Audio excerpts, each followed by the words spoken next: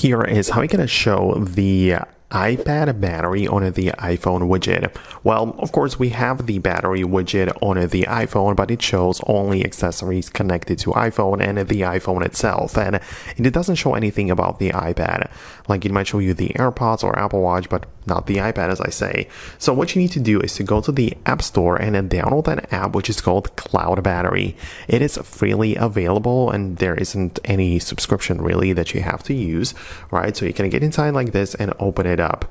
And you can see that you have to go through the setup process, but the important part is that you download the very same app on the iPad as well. So you essentially do the very same thing. You download it and set it up on both devices, right? And you essentially just want to click on add a new device. You can see that the iPhone is currently being found in here as the only device, but you can reset it or try to search for new ones, right? So it's scanning for new devices. So as you can see, this is what it would look like. I have the iPad in here as well with the same app, but on my iPhone now, I can now see the Foxtecc iPad, see the information about it, and I can see the battery level being 45% currently. So what I can do is come back to the home screen, just find any place I can for my widget in here, click on edit, add a new widget, and just find the cloud battery. So it's going to be right in here,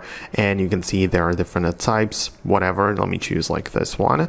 And then now all of the devices which I currently have connected and available are going to be shown in here. So for me currently it is the iPad, which is at 45%, right? As you can see, the iPad is actually at 46, but it is going to lag a little bit because it works on the iCloud and so on, but it is still a very nice way to keep track of the battery of other devices, especially things like the iPad or Mac, right? It works for those devices too. But for now, that's going to be about it. Then let me know what you think below. Subscribe and I'll talk to you later.